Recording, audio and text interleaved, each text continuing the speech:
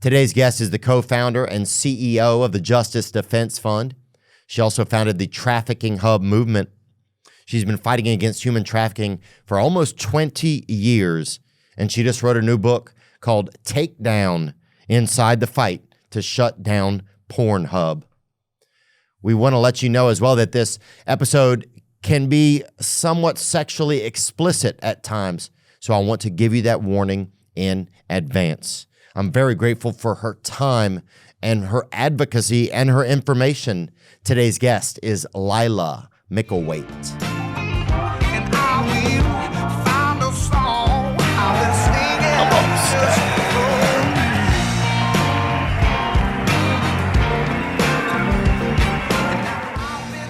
So Take Down: Inside the Fight to Shut Down Pornhub for Child Abuse, Rape, and Sex Trafficking. This is your book, and I'm sitting here with Lila Micklethwait. Nice to be here. Is that the way to say it? You almost got it, Lila Micklethwait. Okay, so I didn't get it. Lila Micklethwait. How did your war against Pornhub start? Sure. I will tell you that story. Okay. So in the context of years in the fight against sex trafficking, so I had been fighting sex trafficking when this began. So this began at the start of 2020. This was February 2020 when the fight to hold Pornhub accountable for rape, sex trafficking, child abuse began. And that was in the context of over a decade in the fight against trafficking at that point. And I had been paying attention to the headlines, obviously, when sexual abuse stories, trafficking stories came up. I was paying attention.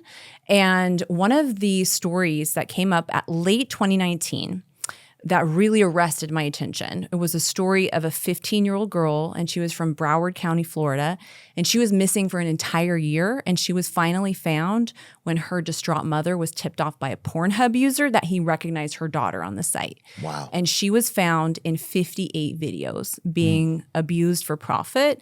These are monetized videos. Police, were dispatched, and they actually rescued her out of his apartment. She had been impregnated. They got her out of that situation. But that was a story that had made some headlines, and it was a horrifying story. At the same time, there was an investigation that was released by the Sunday Times, the London Sunday Times, and they had found dozens of illegal videos on Pornhub within minutes, even children as young as 3. So these two particular stories were standing out. There was one other that was really horrifying at the time. It was about an adult, a woman named Nicole Adamando, and she was from New York.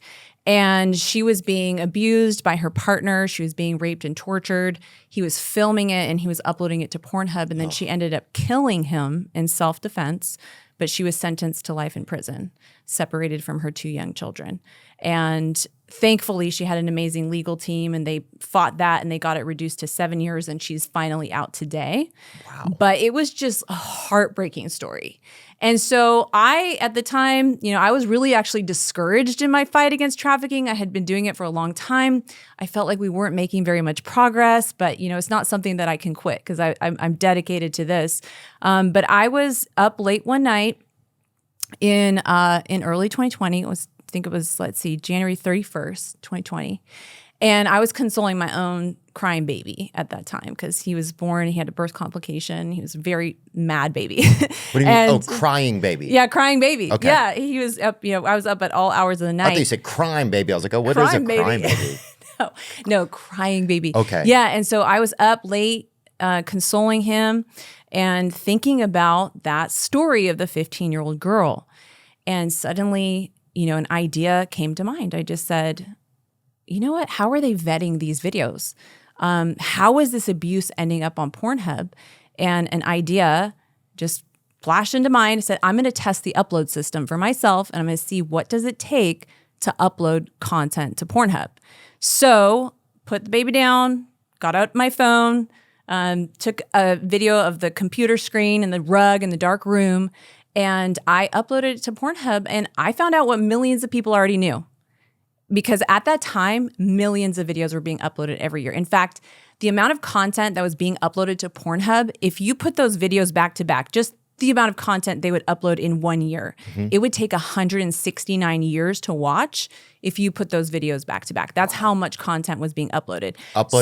Or had been uploaded total, you mean? No, per year. Wow. Yes. That's not even counting the images. Unbelievable. So I tested I found out, like I said, what millions of people already knew, and that was that all it took to upload was an email address. So in under 10 minutes, anybody with an iPhone anywhere in the world can upload a video, and they were not checking age, they were not checking ID to make sure that these are not children in the videos. They're not verifying consent to make sure that these are not rape or trafficking victims. And because of that, I quickly understood that Pornhub was not a porn site, it was a crime scene. Like, it was infested with videos of real sexual crime. And so then the people would upload them and then make money, off of advertising on them somehow? Or who Yes. Yeah. So the ones that were making money off of this content, because this is free porn, right? Right. Free porn's not free, right? It is heavily monetized with ads. So they were selling 4.6 billion ad impressions on Pornhub every single day. So they were heavily monetizing this content. Now, the people who were uploading were doing it mostly for free. Like, Right. 80% of people who are uploading were just doing it for social currency, like likes and clicks and comments and shares and all of that. The reason why people upload to social media. Right. Some of them were doing pay to download content where they could actually do profit sharing with Pornhub. That was happening as well. But most of the money made from free porn is actually made by the corporation running the site, right? Okay. And just to give you a little bit of context for how big Pornhub and its parent company are, who are making all of this money. So Pornhub at the time, so by December of 2020, they had capitalized on coronavirus. So they had done crazy stunts like free premium to the whole entire world. I remember Do you something remember like that? Yeah, they had done some crazy PR campaigns at the time. Because they figure people are stuck at home, they'll watch porn. Yeah, well, it was that. Plus, they were getting tons of bad press because Trafficking Hub movement had gone viral starting at the beginning of the year. And they Trafficking were Hub trying movement to, was what? So I'll go back to the story. So, well, really quick, I want to tell you kind of just so you know what we're dealing with, like how big how big Pornhub is. Okay. So by the end of December 2020, so they had grown to be the 5th most visited website in the entire world. So not just porn site, website. They had 170 million visits per day, 62 billion visits per year. And like I said, enough content uploaded every year would take 169 years to watch. So they had 56 million pieces of content on the site by the end of 2020. And this was the year that Trafficking Hub movement began. So go back to the story. So I made this discovery. Oh my God. And That's I said, massive. I literally said what you just said. Oh my God. This site is infested with videos of rape, trafficking, non-consensual content. We used to call it revenge porn, but we call it image-based sexual abuse. And I have to sound the alarm on this. I have to, tell people what's going on. And so I did, the only thing that I could do at the time was I took to it was Twitter, right? At the time, Twitter. And I started to share this information, share the stories, share the what I discovered about the upload process. And in a burst of inspiration, I shared the hashtag Trafficking Hub. And the reason why I did that is because per definition, so by definition, any sex act that is commercialized and it's involving a child, or any sex act that's induced by force, fraud, or coercion, and it's commercialized, so it's for profit, like it's something of value is exchanged for that sex act, it is per definition an act of trafficking. So every child being abused on Pornhub, every adult who was non-consenting, who was raped and trafficked, those are instances of trafficking. I don't think people quite understand that, but that is per international definition and domestic definition. And so that's why I launched the Trafficking Hub hashtag. And it slowly started to catch on. I had a few thousand followers on Twitter at the time, but people were horrified to find this out.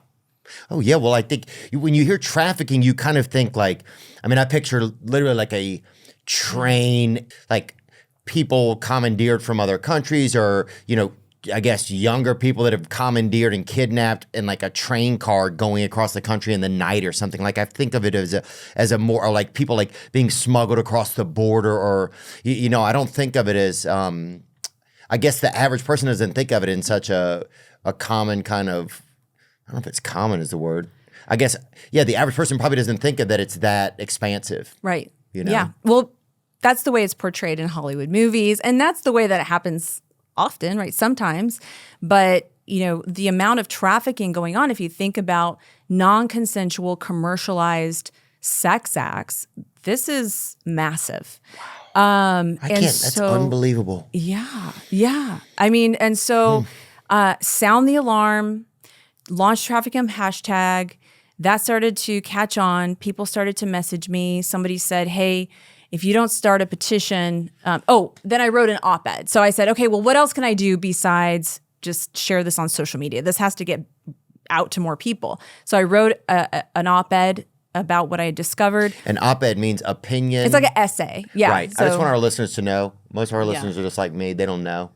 So op-ed means an opinion editorial. So like something that your opinion, you'd write it in like a publication that'd be published in a newspaper or something like that. Yeah. Okay, great. Just want our listeners to always know what that is. Exactly what it is. And so I wrote that with kind of the findings, highlighting some of these stories that had just been in the news, making the connections.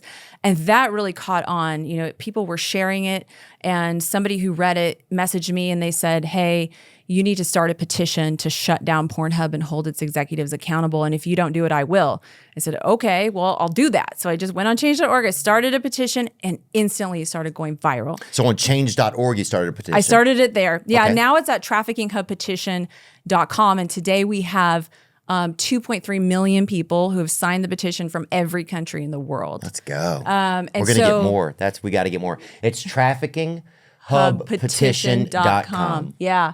And this has been powerful to have this because as this was going viral, victims were seeing it and then they were starting to reach out to me, sometimes on a daily basis. Victims said, I was exploited on Pornhub as a child, as a teen. I was raped. I was unconscious and I was raped on Pornhub and I begged to get those videos down and I couldn't. All these stories started to come forward. Not only that, but whistleblowers from inside the company started to reach out to me and started to expose the inner workings of the company. Even the former owner of Pornhub actually reached out to me to say he wanted to help with all of this. He had his own motives. But right, probably trying to cover his own tracks. Well, yeah, I discovered that he had some financial motivations for wanting to do that, but he did. And one of the things that was so important at this outset was we felt like, trafficking is a transactional crime. All of this is being done for money. Like that's the only thing that these companies care about. Right. And in order to, make a difference here, we have to hit them where it hurts. We have to go after the money. And so we said we have to go after the credit cards to cut ties with Pornhub. And when the owner reached out, he confirmed that. He said, listen, the only thing they care about is money. If you go after the credit cards, that's the Achilles heel of Pornhub.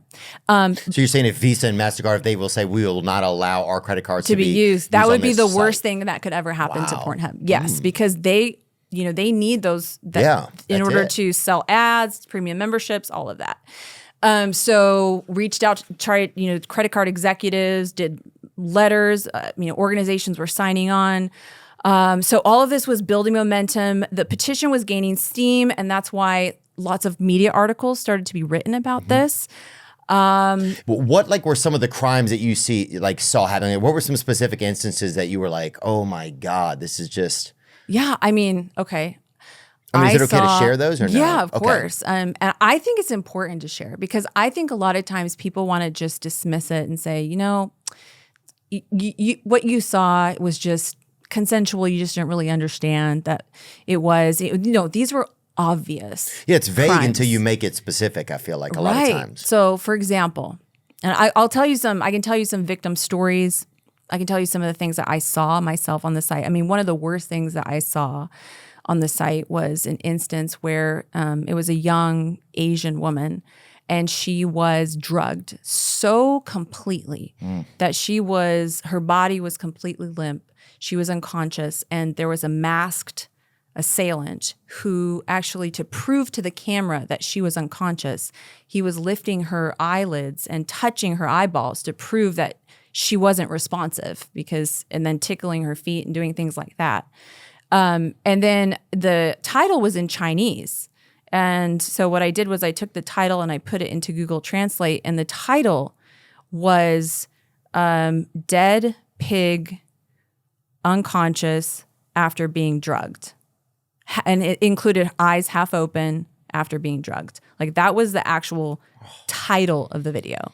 And then, of course, because there's the algorithm, right? They have set up the algorithm to make sure if you see one video like that, they're going to assume that you like that content. So then they're going to take you on a crazy rabbit hole. I call it like, just hellhole of rape. Like that's what it was. And then you go and they'll show you more and more of the same kind of thing. In my book, I do describe these videos. I don't really hold back because I want people to know what actually was taking place, what these victims were going through on this site. And one of the things that victims have shared that I think is also really important to know is that when those videos are uploaded, they had a download button so that anybody in the world could actually download and possess that child abuse, the rape, all of that on their devices, and then re-upload it again and again and again and again. And so victims actually call this the immortalization of their trauma. So they say, it's one thing to be raped, but then it's filmed and then it's uploaded and then it's monetized for profit and pleasure. And people are actually getting pleasure out of the worst moment of my life. And it'll never go away because once it's on the internet, it's out of control. And it's just like this whack-a-mole game where they're constantly just trying to find it and then beg for it to come down. And then even if they can, it just gets uploaded again. And one victim said, my abuser put me in a mental prison, but Pornhub gave me a life sentence. Wow. And that was really powerful. And were all these like foreign? Were they domestic? It was everywhere? It was everywhere. So here's one story that I'll share with you. Serena Fleitas. So Serena Fleitas, she's from Bakersfield, California. She was an innocent 13-year-old girl, and she had a crush on a boy a year older than her. So she, at the time, she'd never kissed a boy before. She was a straight A student. And he convinced her to send him some nude images and videos of herself, which she did because she wanted to impress him, right? This is like very common today, sexting, all that. And then he shared it with classmates. And then the classmates uploaded to Pornhub, where it began to get millions and millions of views. So she would then reach out to Pornhub and beg for them to take the videos down, and they would often ignore her. And she's an adolescent. Yes, she's a child. Like, she's a young teen, right? And then if they did answer, they would hassle her. Prove that you're a victim. Prove that you're underage in these videos. Now, remember, nobody had to prove age and consent to upload. But if you want to get it down, she's testifying. She's testified this before Canadian Parliament. She's suing Pornhub right now. That she would be hassled to prove that she's a victim. Then if she did get it down, then it would just get re-uploaded again, right? And so this sent her on a spiral of trauma and despair. She ended up dropping out of school because she was being bullied. She got addicted to drugs to try to numb the pain. She tried to kill herself multiple times. And then she wound up homeless, living out of a car. And that was her story, right? And like that could happen to any young teen. Yeah, I could imagine that a lot of people in that instance, you almost end up wanting to take your life or consider suicide because your life isn't even yours anymore. Yeah, because it's like that immortalization of the trauma. It's like, I'll never escape this because, even if I can find healing, I can, do whatever, I can go trauma therapy, but then it's almost like a wound and then its scab just gets peeled off again and peeled off again as those videos keep getting uploaded. It's like hell. It's like something you would hear about happening in hell. Yeah. And actually, to your point, the stats on ideations of suicide for victims of this kind of abuse, it's 50% who have suicidal ideations after going through this. And not just child sexual abuse. I mean, that includes, when videos are consensually recorded, but then non-consensually uploaded and the shame and all of that comes along with that. I mean, this is the stats for victims of this kind of abuse. And so... So obviously, once you start hearing these stories, the fuel has to really ignite you. I would imagine that at that point, you're just like, this has become like a life purpose almost. Were you letting go of a day job? Were you like, No, I mean, this was I've been in anti-trafficking just Okay. all, for years and years. And So you're already this is in what that I world. do. Yeah. Okay. It is my world. But then it became that I realized, okay, we're going to go after a mega predator here.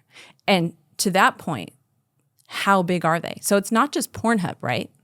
Pornhub is owned by a parent company that all of this kind of I learned over the last 5 years, so called MindGeek. Okay. Now, MindGeek has a monopoly on the global big porn industry. So we call it big porn because there's big porn, just like there's big tobacco, there's big pharma, there's big porn, and it's dominated by one company. That company was called MindGeek. They rebranded to ILO to try to escape their reputation as peddlers of crime. But so with a $362 million loan from a hedge fund called Colbeck Capital and 125 secret investors who were outed as including JP Morgan Chase and Cornell University, they had basically rolled up the entire global porn industry under one company. So they owned it, MindGeek. Yeah, so they owned, they were managing Playboy, Digital Playground, Wicked Pictures, Brazzers, Reality Kings, pay sites, subscription sites, and then the tube sites. So Pornhub and its sister sites. So Pornhub, YouPorn, RedTube, Tube8, GayTube, XTube, I could go on and on. Yeah. They own the most popular tube sites. So Vegan Tube, is that one? That's no time for jokes. And who owns MindGeek? So MindGeek was owned by a secret majority shareholder. So nobody knew who the owner of MindGeek was when all of this began. And were they in America? No, we found out. So we found them, through the course of this. There was an investigation called Hunt for the Porn King. So they're not an American company. So you start on the Hunt for the Porn King. Right. So we discovered who was the secret majority shareholder of the company, and his name was Bernd Bergmayer, and he was in Austria, and he lived part-time in Hong Kong. And Bernd Bergmayer. Let's bring a picture of him up. Yeah, you can. I just want people to know there who he he is. is. Yeah. Bernd Bergmayer. Yeah. And let's look at his Wikipedia. I just want to get a little. He grew up as a son of farmers in Ansfelden, attended grammar school in Linz, he studied at University of Linz, wherever that is. He worked at Goldman Sachs in New York. He became the owner of porn site RedTube in 2013. He sold to the site Manwin, now known as Alyo. He was a former majority owner of Pornhub and MindGeek. Okay. Yep. Just want to make sure we So see him. he was the majority, and then Feroz Antoon and David DeSillo were the CEO and the COO, and they were the minority shareholders, and they had kind of hidden themselves from the public as well for a really long time. Okay, and until are all these this guys started going all viral. from Austria? Are they all from a specific place? So Canadian. So the company is an international corporation. They are headquartered in Canada. So they have most of their employees in Canada, but they have offices now they have an office in Texas. They had one LA, Cyprus, Romania, MindGeek has London. offices everywhere? Everywhere. Wow. Yeah. So they are a multinational corporation, huge corporation, hundreds of millions of dollars a year, multi-billion-dollar corporation with a monopoly on the global big porn industry. And how much money was it bringing in a year? Yeah, they're estimated about $500 million per year. The value of the company is multiple billions of dollars. And Pornhub was the flagship site. So this was the cash cow of the company. This is how not only are they making money on 4.6 billion ad impressions every day and all of the traffic they're getting, but they're advertising their pay sites on the free sites, right? So they kind of have this ecosystem where they advertise browsers on Pornhub and drive traffic to all of the other websites that they own. I thought it was Brazzers, which is crazy, but also I don't care. I mean, it's either way, it's bad. Yeah. The start of the new year is the perfect time to get organized, to set goals and prioritize what matters most. For me, a top priority is my financial wellness, which feels more important than ever. Thanks to Rocket Money, my goals feel achievable. They show me all of my subscriptions right in one place and help me easily cancel ones that I forgot I've been paying for. That's where they help me the most. Rocket Money is a personal finance app that helps you find and cancel your unwanted subscriptions, monitors your spending, and helps lower your bills so you can grow your savings. Rocket Money has over 5 million users and has saved a total of $500 million in canceled subscriptions, saving members up to $740 a year when using all of the app's premium features. Cancel your unwanted subscriptions and reach your financial goals faster with Rocket Money. Go to rocketmoney.com/THEO today. That's rocketmoney.com/Theo. rocketmoney.com/Theo. I will tell you that before we used Shopify, we was doing things a little bit more freelance. We had a fellow over there in Akron, my buddy Kevin, and he was putting our merch together and slanging it out of the basement over there with his brother, who was dealing with alcoholism. But things changed over time, and we loved working with them, but now we love working with Shopify. You can upgrade your business and get the same checkout that we use with Shopify. Yes, you can. Nobody does selling better than Shopify, home of the #1 checkout on the planet, and the not-so-secret secret with Shop Pay that boosts conversions up to 50%, meaning way less carts go abandoned and way more sales going cha-ching. Upgrade your business and get the same checkout that ALO and Allbirds uses. Sign up for your $1 per month trial period at shopify.com/Theo, THEO, all lowercase. Go to shopify.com/Theo to upgrade your selling today. Shopify.com/THEO. So this is the company. This is who we're kind of coming up against, right? And so all of this started to take off and go viral, and victims are coming forward, whistleblowers. I told you about the former owner who came forward. His name is Fabian Tillman, and he was called the Zuckerberg of porn. He's okay, the let's one. bring him up. I just want to get a lot. I want to put a face to these guys. Fabian Tillman. He looks Danish, huh? THY. Yeah, there you go. Yep. Fabian Tillman. He's the one that put Pornhub on the map. You know, he kind of had this vision for the German entrepreneur who once built the biggest adult entertainment company in the world. Let's see him. That's him. Fabian. Okay, so he's one of the guys schlepping it. So he's the one who actually revealed to me who the secret majority shareholder was that he sold the company to. So that's how we found out who he was. And what his so the name movement's was. getting bigger, right? So you have the Traffic Hub. Yep, Trafficking Hub. It's taking off.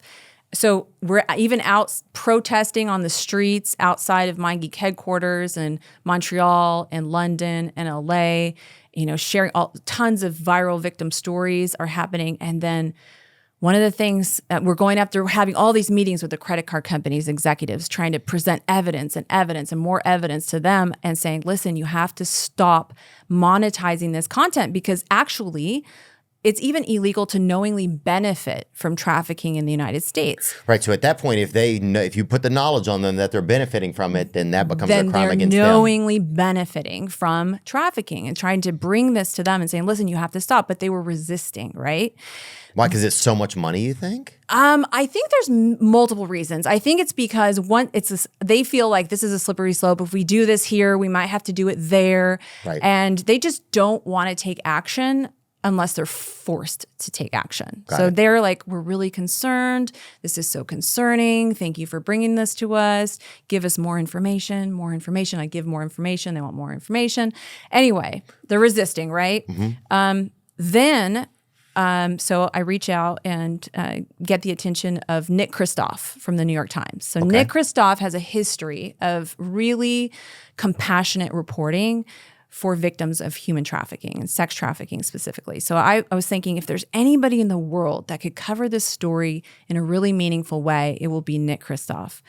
And so he got engaged and he started a 6-month investigation. Of course, he found out exactly what we were saying was happening on the site. I was connecting him with victims as they were coming forward so he could be speaking to victims and whistleblowers. And he ended up releasing this groundbreaking article called The Children of Pornhub, and it was featuring Serena Story, the girl I just told you about. Fleitas. Fleitas? Yeah, Serena Fleitas, and many other victims like her who were children abused on the site. And had you been meeting, were more people coming forward at this point? Was it? Yeah, all the time. So many victims. And I, personally engaged with so many victims of Pornhub. And thankfully, attorneys were also coming forward saying, we want to help. Really amazing, hard-hitting, top-notch attorneys. One of the ones I speak about in my book who, he had done the biggest hedge fund insider trading case in history against SAC Capital and Stevie Cohen. His name is Mike Bowie from Brown Rudnick. And he cared about trafficking, and he came forward. He became Serena's attorney, and he started representing. Now he represents, I think, 200 victims. Let's bring that hero up. Bring a picture of him up. Yeah, Mike Bowie. There he is. Yeah. Mike Bowie. Yep. Thank you, Mike. Son of a firefighter.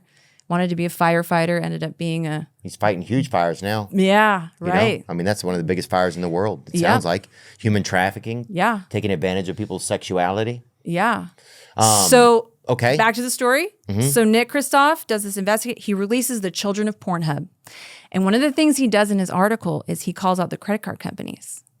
And when this is released, I mean, I couldn't believe the impact that it had. It started to, thousands of follow-on articles. The pressure was on. Justin Trudeau in Canada was responding to the article saying how horrific what was going on was. Canadian Parliament was up in arms, demanding an investigation. And the pressure was on the credit card companies. And within days of that article being released, Visa, MasterCard, and Discover joined PayPal in cutting all ties with Pornhub, leaving them only with cryptocurrency as a payment option. Incredible. This was the worst thing that could happen to Pornhub, okay? Right? And so they must have in lost a panic, it. Yeah. In an absolute panic. This is the worst thing that could happen to them. So they did basically the unthinkable for their business model, which relies on massive amounts of content because content is king for the PornTube sites. You have to understand this, that it's about getting unrestricted, massive amounts of content so that they could get picked up in Google search results so that they can drive massive amounts of traffic so they can sell all those ad impressions and make hundreds of millions of dollars a year on free porn, okay? Worst thing they could do is take content down from the site. But they started to delete millions of videos. They deleted 10 million videos and over 30 million images, basically in 24 hours. And what Financial Times called probably the biggest takedown of content in internet history. They deleted all of their unverified videos because they had no idea who was a child and who was 16 and who was 18. Right. Who was what was rough sex and what was rape. They had no idea what was consensually recorded and non-consensually uploaded, right? And so they took down that much content. Because they're worried about the money. Yeah. They wanted to woo the credit card companies back. Right. Is they said, okay, we have to do this. They basically deleted their site. 80% of it at the time. Sadly, I found out that, so then there's global headlines, right? Hundreds of headlines all over the world. Visa, MasterCard, the big takedown. I found out an insider came to me months later and said, you don't know this, but 2 weeks after the credit card companies disengaged with Pornhub, they quietly snuck back to the advertising arm of Pornhub called Traffic Junkie because they have their own ad arm, right? And that's how they make most of their money. So business is going on as usual. And I said, oh my, it's like the worst thing that I could have ever, I can't believe that this is what happened. I said, what are we going to do now? And how wouldn't a CEO of Visa or one of these companies be like, yeah, we're just not going to do this anymore? How would they? Well, why wouldn't they just say we would stop? This is bad. This isn't good. Is at that point, is it because they're also worried about free speech and stuff like that? Do you think? Or this is not about free speech. Right. I mean, I think it has to do with money as well because one thing you have to know is these are high risk transactions. Yeah, they charge more per transaction for high risk transactions, which are porn transactions. I see. So there's big money. So there's money, right? Big money. They went back. And so it was another 2-year battle to try to get them to finally disengage, which happened because Serena sued Pornhub, not only Pornhub, she sued its individual owners and its executives, and she sued Visa for monetizing her abuse. Wow. And she sued the hedge funds for funding the whole enterprise. Did she win? And so what happened was Visa lost their motion to dismiss the case because they had filed a motion to dismiss. They lost it. And at the same time, we were able to put the pressure on publicly. So Bill Ackman was one of the heroes in this story. I mean, he knew the CEO of MasterCard, and so he was making phone calls. Yeah. That's Bill Ackman right there? So he got him and I on CNBC Squawk Box, and we called out Al Kelly, who was the CEO of Visa, for 17 minutes on the show. And this was right when Visa lost their motion to dismiss. So the pressure was on from multiple motion angles. to dismiss is what?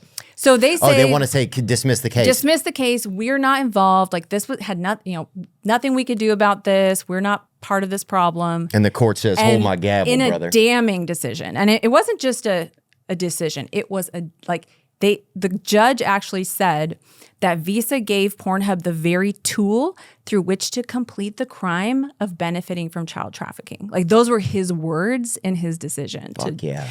And so the pressure was on. And then Al Kelly said he did kind of an unprecedented thing. Who is Al Kelly? He's the CEO of Visa. Okay, so the CEO of Visa, Al Kelly, Then he says, okay, fine, we're going to cut them off once and for all.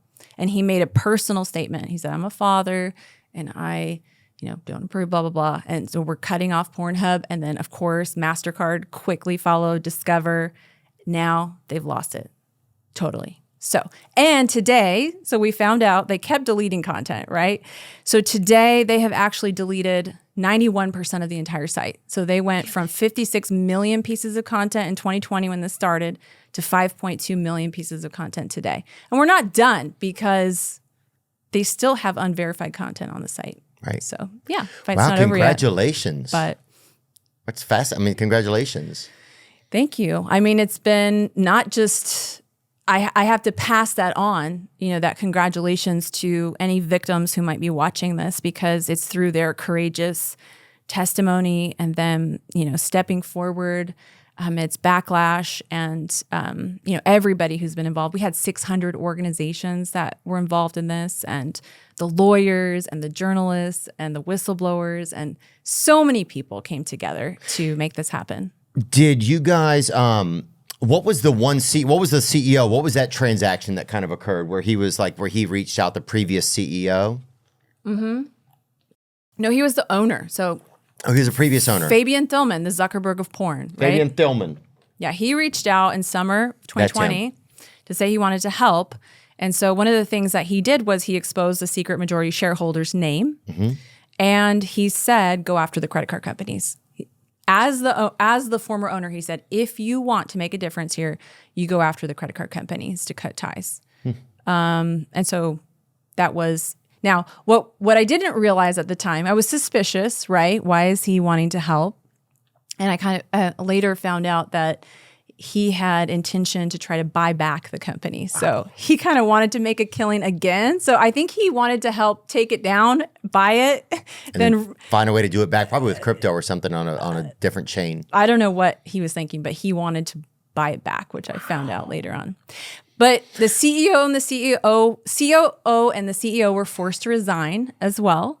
And today they're being sued by nearly 300 victims in 25 lawsuits, including multiple class actions on behalf of tens of thousands of child victims. Amen. And they're doing amazing in the courts.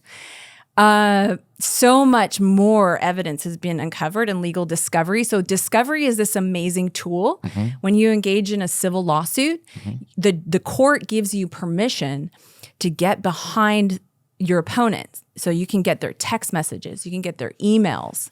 You can get, and so much has come out of the complicity. Like you just couldn't believe the things that we've found out just through legal discovery process. Like what are some of the things Okay, so here's an example. We found out that they only had one person. So they had 1,800 employees.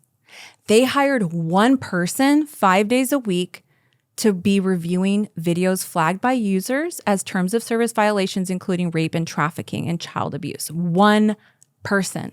They had a policy where they wouldn't even review a video unless it was flagged 15 times. Wow. Now, think about this. You're a victim. say there's a child victim like Serena, she would have to flag her video over 15 times because it had to be over 15 for it to be reviewed in order for that to even be put in queue for review. And they had a backlog of 706,000 videos. That were just waiting for this one person to review them? Yes. And they had, like we've discovered now in a recent filing in December of 2024, we found out specific instances of prepubescent child victims who had their videos on there for years, and they would have like 14 flags, 13 flags. And they just like, that was the policy. And then the CEO and the executives. All of this on Pornhub? Yes. On Pornhub. Yes. And so I'm just grateful that we're having this conversation because I bet most of the people who are listening to your show had no idea that this was happening, that it's ever happened, that this is an issue on user-generated free porn sites. And they keep it up because it's content, right? Like you're saying, the more content. Yes. Content is king. Right. They don't want to remove content because that's how they have inventory. So here's another like egregious example of how they did this was, so, you know, there's one case that I talk about in my book where there was a case of a clearly prepubescent child who is being anally raped in a video, and she is being tortured. The tags on the video, so the titles and tags were describing her abuse, that she was young, that she was being tortured, all of this. And we reported the video. We tried to get it down. Weeks go by. It's not coming down. Video view counts going up. We reach out to the FBI. They demand that it comes down. So they connect with the National Center on Missing and Exploited Children, who confirms this is a child. So they demanded the video come down. Okay. And then what they did was they took the video down, but they left that black box up that said removed at the request of the National Center for Missing and Exploited Children. And they left the URL live, the tags, the titles, the views, all of that. And they did that with so many videos. Why would they take the video down but leave all of that up? And it's because it's inventory. It's the URL. It still shows like an ad company that they're going to sell to. It still says, well, we have this many videos. So you could search that, we have right? the most videos. Yeah, the tags, the titles, like they'll still come up in Google search. Then you'll get to the site. You won't find that particular video, but the algorithm will then direct you to others that are similar, and it will advertise to you, right? You'll get those ad views. So that's why. Did you have any victims that showed up to thank you in person? Like you've had experiences like that kind of? Yeah. Oh, yeah. I mean, I'm still in touch with victims on a regular basis. They don't feel, though, that like justice has fully been served yet. I'm sure. So Pornhub was criminally charged by the U.S. federal government in December 2023 for intentionally profiting from sex trafficking. But and they're still allowed to stay open? But they were offered a deferred prosecution agreement, which is just unbelievable to me that happened, where basically they said you pay $1.8 million in a settlement and you have a monitor over your company for 3 years and you can get out of going to trial. So that happened, but that was related to a case, like a specific case of 100 trafficking victims from California. So they were part of the Girls Do Porn trafficking operation. The guy that was exploiting them, his name's Michael Pratt. He was on the FBI's most wanted list, 10 most wanted list. Michael Pratt. Let's get a look at him. I just want to put faces to these people so that they're not just names that pass by. You said Pratt, right? Yeah, Michael P-R-A-T-T. Pratt. Like on my, actually on my Twitter, I just posted about him. This is him. Yeah, he was FBI's 10 most wanted. And he was running a trafficking operation, and over 100 victims were exploited by him. And let's look at Wiki. Where's he from, this guy? Who is this guy? Let me see. They have a wiki for this guy. Okay. Pratt is charged in a 19-count indictment with sex trafficking, production of child pornography. Unbelievable. And so Girls Do Porn was one of the most popular partner channels on Pornhub. So they had over 760,000 subscribers. and they had over 600 million views on the videos of these women's trafficking. And most of them were trafficked, you think? Yeah. Oh, it's not, I think. I mean, they've been convicted. Like his accomplices are in prison. And this like was in Spain, it says it was happening. Why are well, the laws different he there? ran away. So he he was ran a away. fugitive. So he was doing this in San Diego. This is where it all happened, was in San Diego. 62 of those women have recently filed lawsuits. 50 of them filed lawsuits and settled those lawsuits. But they, so this channel was one of the most popular in Pornhub, and that was what this criminal prosecution was related to. It was about these specific, over 100 victims of this particular crime ring. But there's so many others out there. But he's not in jail, this guy. Well, they captured him. It's in process. Like they're working on his prosecution right now. Okay. Yeah, but his accomplices, the others that were involved with him, are already prosecuted. It was just that they have more recently found him, and so he's going through the process of being convicted. Understood. Is pornography causing a problem in your life? Do you find yourself watching porno for longer periods of time and having trouble stopping? Is porn affecting your relationship or dating life? Well, you're certainly not alone. Watching pornography has become so commonplace today, and oftentimes men use porn to numb the pain of loneliness, boredom, anxiety, and depression. Shame and stigma prevent men from talking about these issues and getting help for them. I want to introduce you to my friend Steve. Steve is the founder of Valor Recovery, a program to help men overcome porn abuse and sexual compulsivity. Steve is a long-term sexual recovery member and has personally overcome the emotional and spiritual despair of abusing pornography and has dedicated his life to empowering men to do the same. Steve is an amazing person, and he is a close friend of mine. I mean that. Valor Recovery helps men to develop the tools necessary to have a healthier sex life. Their coaches are in long-term recovery and will be your partner, mentor, and spiritual guide to transcend these problematic behaviors.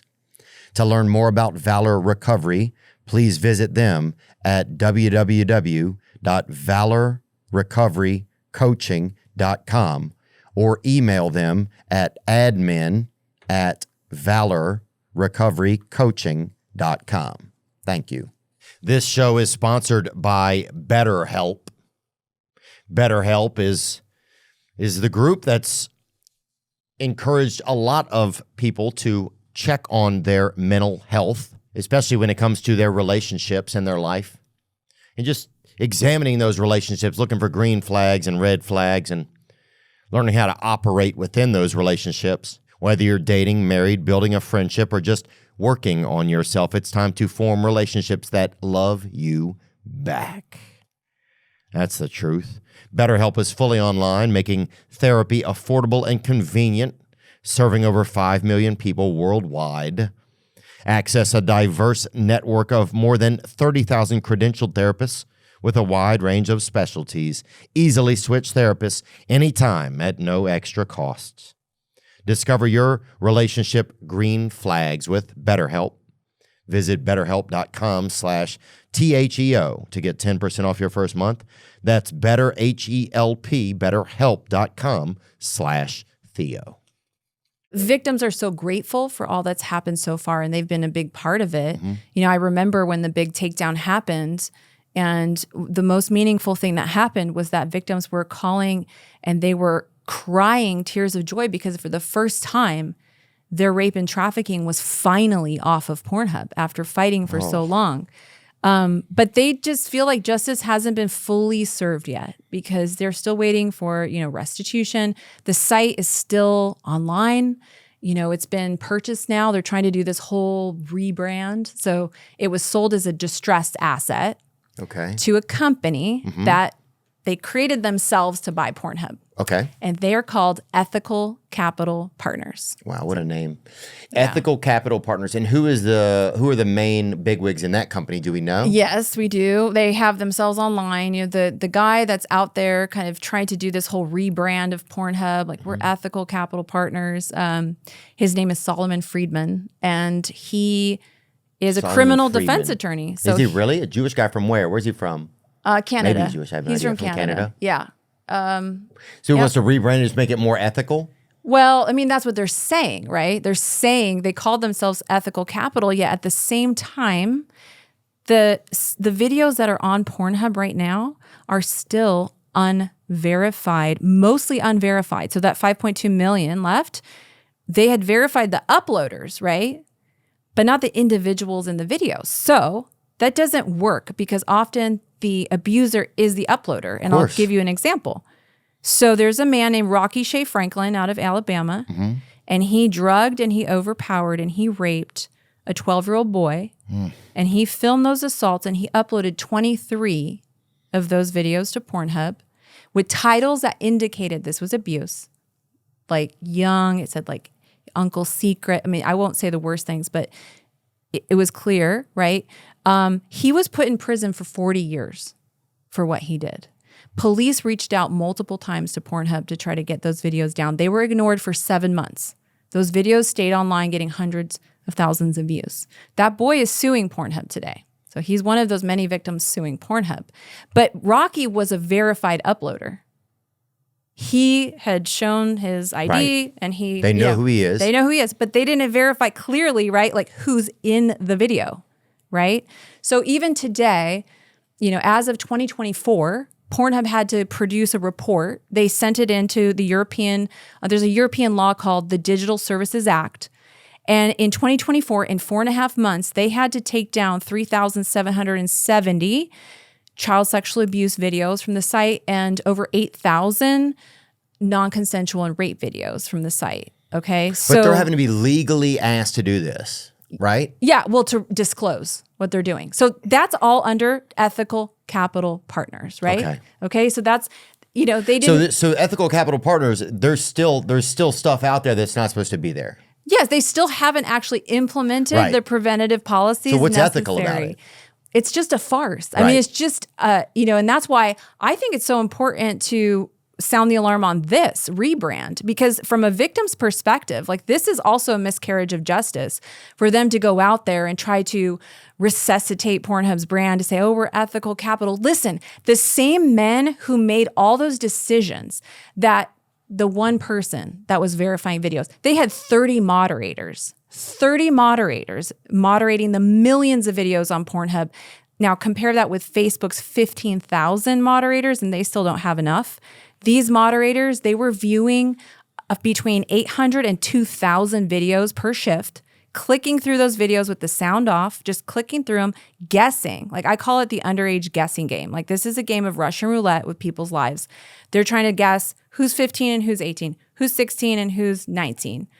Like nobody can do that on like even a pediatrician can't do that. Yeah, and what happens to your brain at a certain point after seeing so much traumatic stuff that you were even like that should be a crime, and putting a employee through that. Well, I've spoken to those, and some of those employees I call friends today because they really have they said that they've seen some. It's been really intense. Their conscience was pricked. Oh, and I'm sure. They came forward, and I've spent hours and hours in person and online and on the phone, speaking to them, trying to understand how all of this worked. And one of them is especially dear to me. And he told me that it was so hard on him to do this job, but he needed the money. And he was abused as a child. He was sexually abused as a child. Wow. So it was especially hard for him to do this. But I think you that's almost wonder why he went and did it. It's like you could find something else to do, probably. I mean, not calling him out, but it's like maybe there's some weird thing that's created there too that like.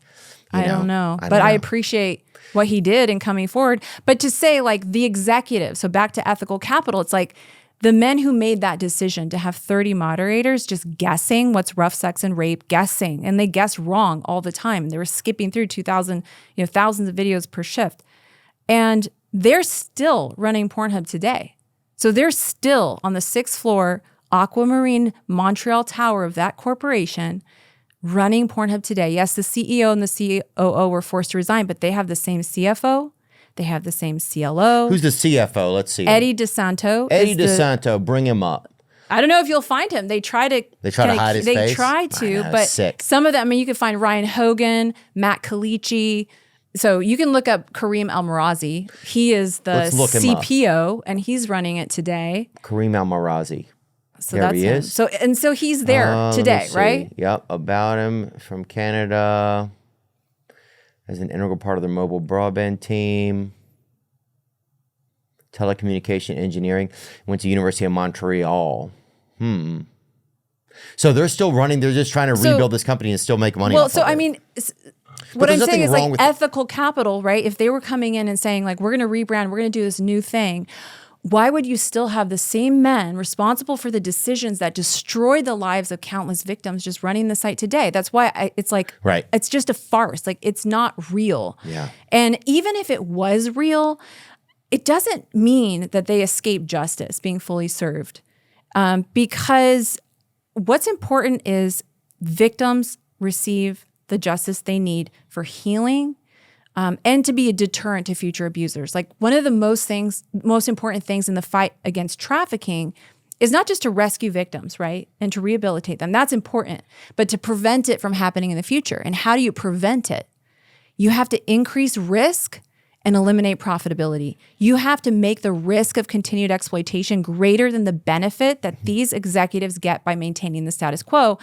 And then when you do that and you end impunity for these abusers, you become a deterrent to future abusers. Because Okay, explain that little part to me again. So you want to hold these companies fully accountable to the full extent of the law. To me, that means Pornhub gets shut down.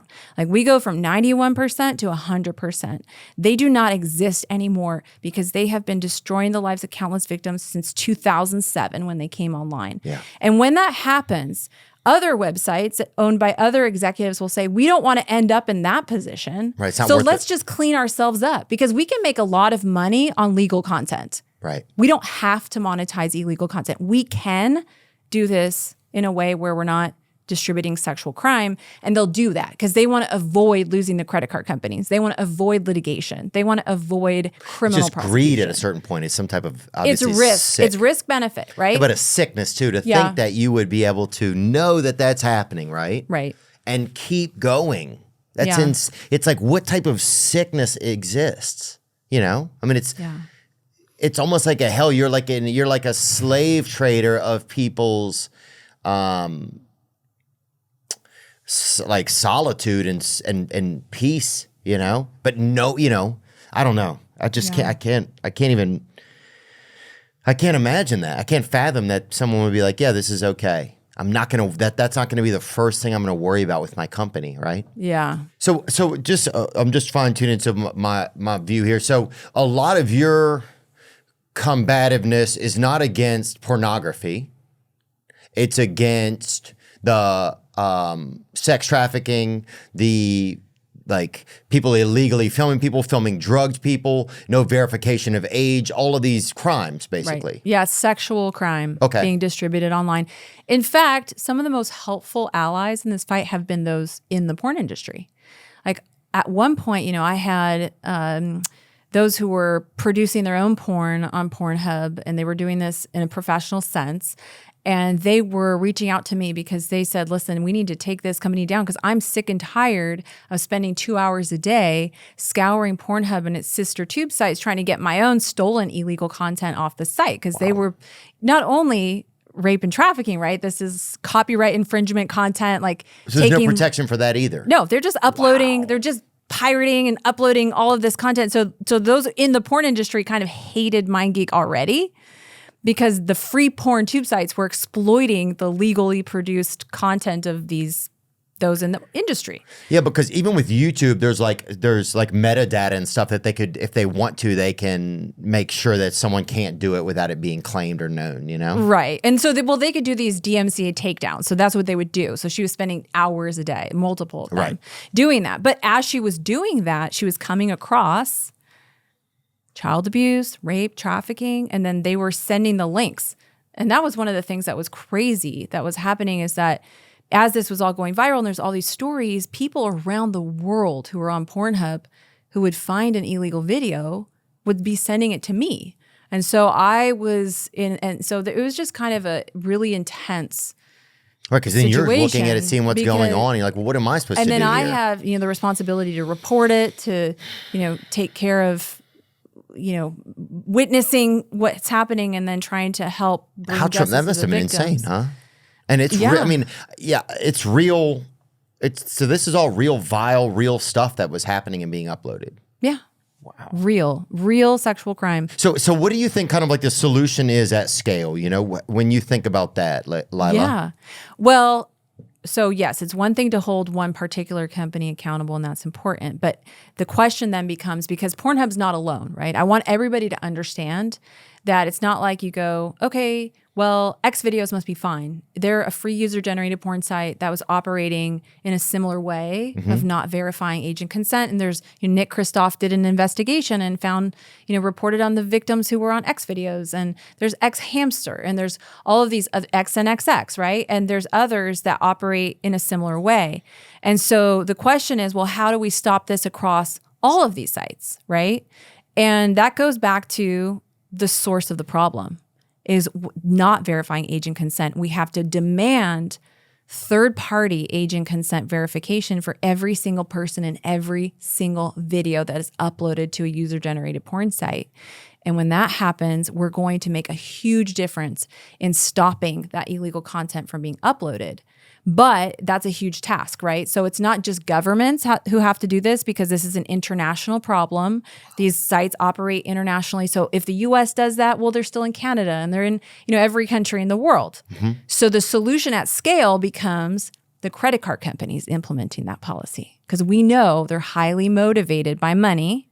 And if Visa says, we don't do business with user-generated porn sites that don't verify the age and consent of every person, every video, well, all of these companies are going to comply. And they're going to do it quickly. So that's the solution. So how do we get, because you would think at this point they would just go on ahead and say that, because it's like, it's obviously the next right thing to do. Right. And in a moral sense, it would feel like. Well, a lot of companies don't operate from. Right. Business doesn't have emotions. Yeah. Well, yeah. And it comes from pressure, right? And so that's where I see the litigation being important, where these survivors, dozens of survivors have sued the credit card companies, right? So now and they're the facing some of it, right? Right. So they're feeling that pressure. And at some point, they go, listen, it's better business to just let it go. Implement this policy. Just like we have anti-money laundering policy, we're going to have anti-online sexual exploitation policy, and we just don't do business with user-generated porn sites that don't verify age and consent because it's too risky for us, right?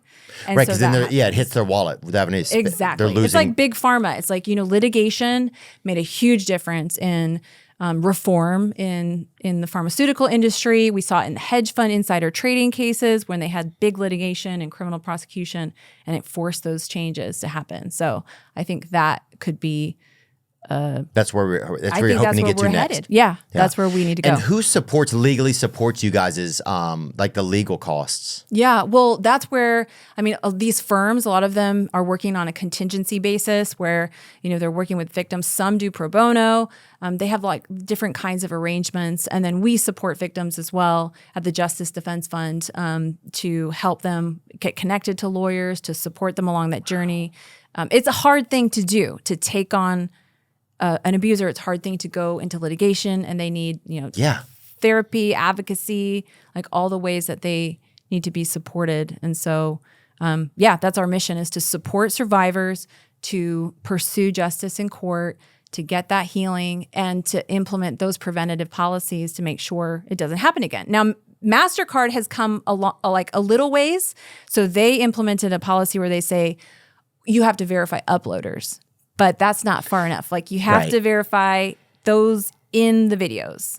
Yeah. So, and do you think there's like backroom dealings between these companies and the credit card companies, where they're like sending them extra cash, or like they just know each other, the owners know each other, and it's like, we'll let you stay open, that type of thing? I haven't seen that. I haven't seen that happen. I don't get that sense. Yeah. I think that, this is just one of many industries that they can make money on, and they will maintain that position until. Yeah, I just wonder if there's lobbying by the actual owners of the companies towards the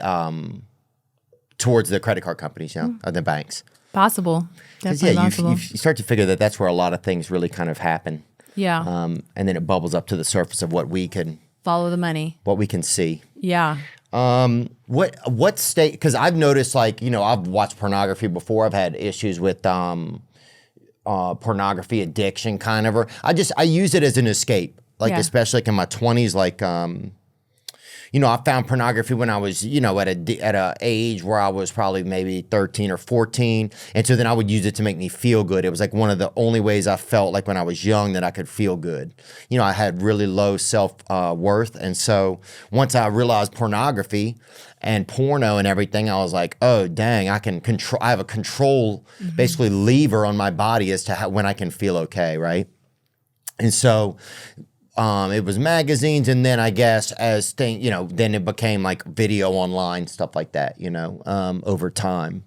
But it certainly has been something where it's like, oh, I don't feel good about myself. I feel down about myself. What's the one way I know to feel good? And would be to watch pornography, or use it to masturbate, things like that to make myself. And then you get a hit of dopamine crazily, and so then part of you feels good for a while, So that's been.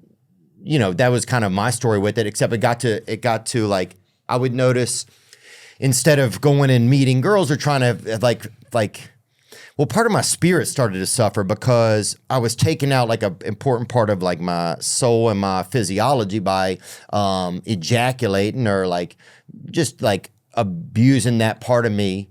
And then I didn't have, I think that part of you is supposed to kind of build up inside of you and help you have like some, it pushes you to talk to women and to want to go on dates and things like that. And so for me, I think it started to weaken some of that over time. It was like, well, why go meet a girl or ask a girl out when I could just masturbate? That was that was kind of what happened, I guess, in my head at some times. Yeah. Yeah, and I've been in like recovery groups to talk about that. I'm in recovery groups where there's like multiple things that people have dealt with. A lot of it for me has just been like intimacy stuff. Because if you're looking at pornography, it creates it skews the way you look at intimacy because you start to think of like sexual activity just in like frames and certain like. You don't really think of connection because you don't see a lot of connection in porn. It's not like you watch a 45-minute porn and it's two people getting to know each other, at a park or something, so, or splitting a diet soda or something. So it's like, that part is all, things get I think things can get kind of convoluted in your psyche sometimes. Well, yeah, and it's driven by an algorithm now. It's like, right. It's people's sexual preferences and their sexuality in today, this internet porn saturated world that's driven by an algorithm. The algorithm's driven by executives who want to get as many views and clicks and ad impressions as possible. And then, that's kind of shaping the content that's being seen on the sites. And what's especially alarming to me, and it's what you experienced, right? Because when you were 13 years old, when you were first exposed to porn, is that children, are just en masse being exposed to not Playboy, right? Not the centerfold that used to be, but the free porn tube sites because, it's free. They have access. It's just do you guys know that children are accessing those? Like, is there statistics behind it? Oh yeah, I mean, I think one study from 2022 was saying that 75% of 13 to 17-year-olds have viewed internet porn. I mean, I think it would probably be more than that. And right. Every kid has a device. There's 5-year-olds that could click through. The internet filters are not doing a good job, and parents who may not even know how to implement internet filters for their kids. And even if they do, they can't control all the time. So they can't be at school and, other places when they go to their friend's house or whatever. It's just what filters are they right? using? Are they because they're the ones that you suggest kind of that people use? I don't have any particular brands that I would suggest, but there's like so many different apps that people can install. For You sure. can get like routers that could actually block the content at the router level. Oh, that's awesome. I didn't know that. Yeah. And so there's stuff like that out there, but I know states are stopping people from, like a lot of states are you have to upload an ID now. well, there's like this whole movement in the United States right now that is saying, look, we understand that kids are accessing this content and we want to protect kids from viewing. And I call it a form of secondhand sexual abuse, right? For kids to be witnessing this kind of content. And from my perspective, I know how much of this content isn't just hardcore, right? It's actually criminal, Right. where they could be watching a real rape as their sex education as an 8-year-old child.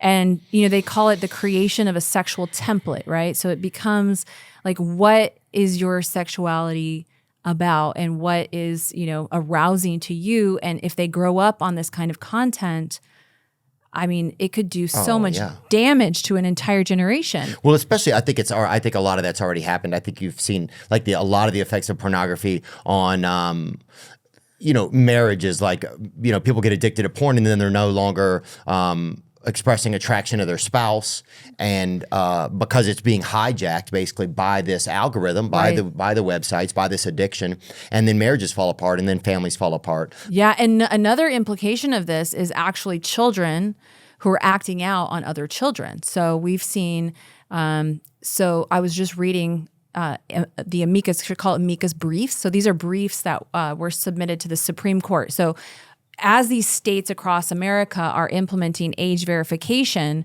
to protect kids from viewing porn online, the porn sites are not happy about this. So Pornhub and its partners are suing those states. So for example, they sued the state of Texas to not have to abide by this age verification law.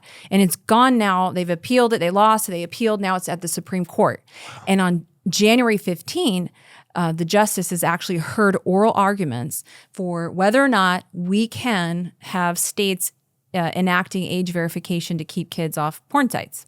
So they're going to have a decision by June. But some of the briefs submitted are so compelling. And one of them was this nurse, Heidi Olson, and she's a pediatric sexual assault nurse. And she was talking about her experience with over 1,500 cases of sexual assault that she had to document and assess. And she saw that 50% of those cases were children who were assaulting other children. And the number one, the perpetrators in that group were 14-year-old males who were then assaulting females? Other females, children. And you're saying that a lot, you think and they're citing pornography as being the reason why they're acting out, right? Because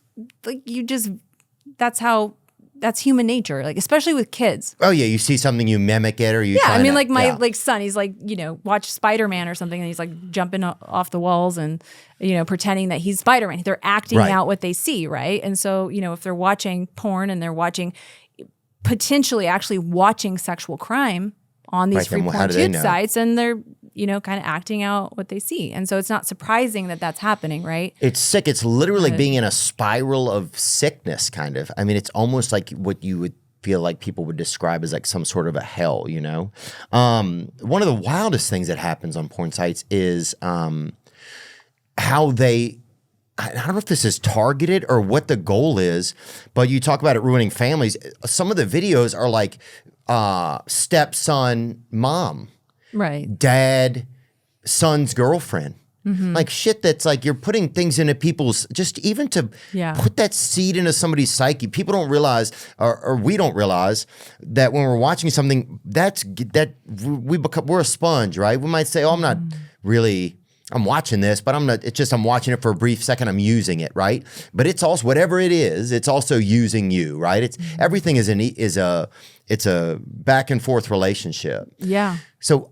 And teen was, one of the most popular categories on Pornhub was teen. And teen, right? Like teen could be 18 and 19, but it also is 13 and 14 and 15 and 16.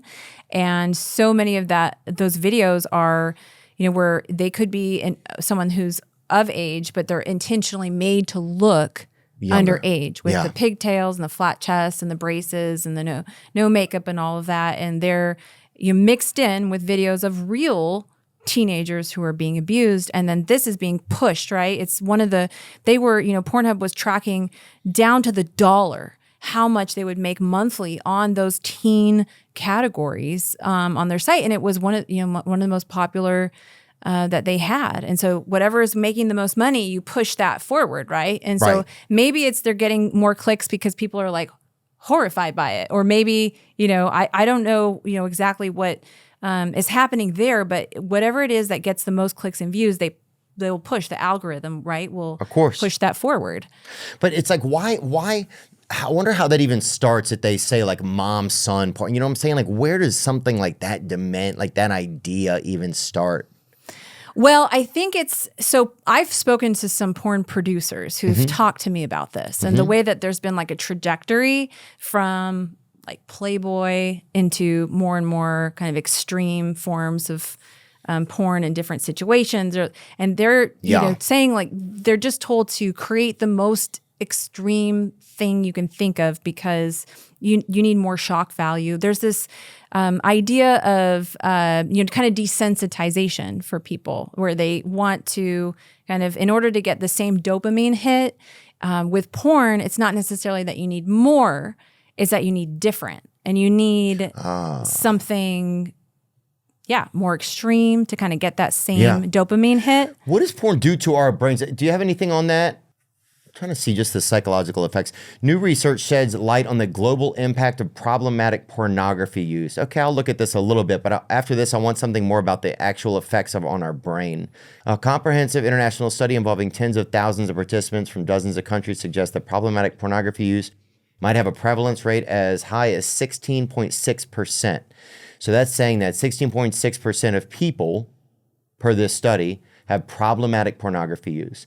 Problematic pornography use refers to a condition where individuals experience an uncontrollable urge to consume pornography, leading to significant distress or impairment in their daily functioning.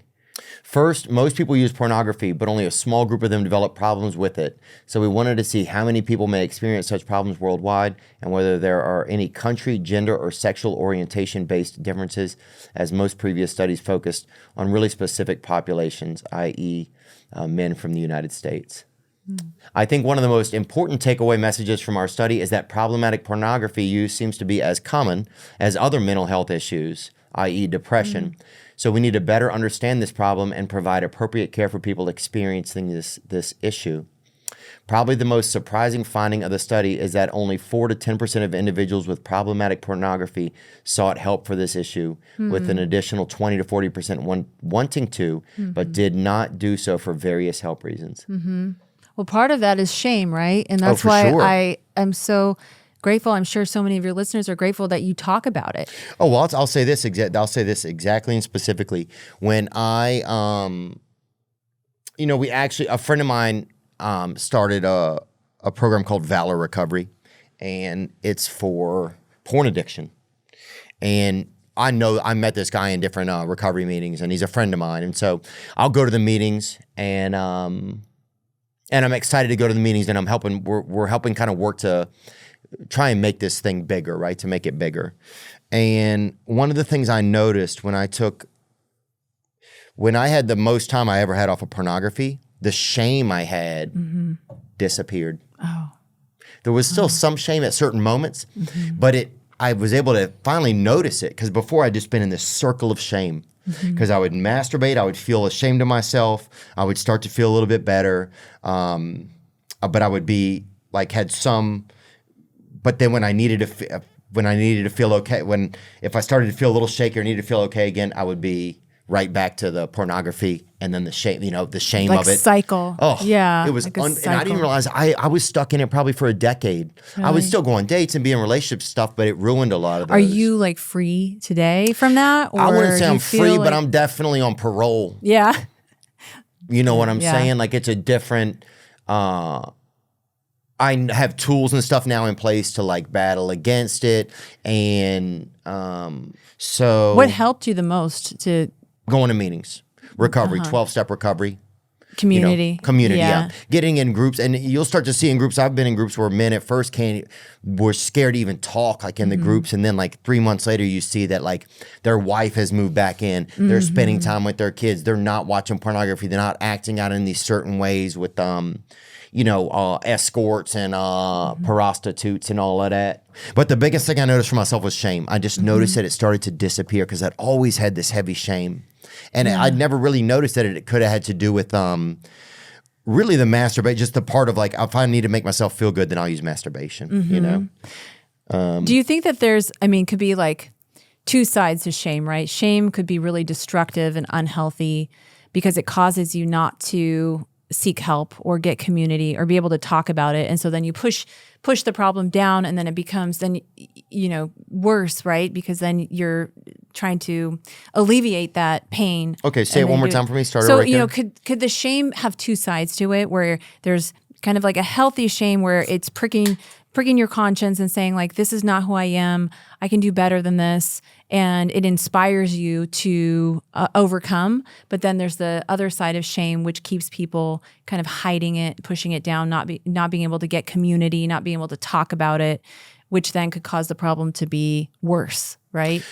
For me, yeah, I agree. Both of those things can happen. I think some of them kind of happen at certain moments for me, but I think overall it was just I didn't want to be doing it anymore. Yeah. And I kept doing it. Yeah. And so for then it was just constant like I don't have any willpower. Yeah. And so that made me ashamed of myself. Yeah.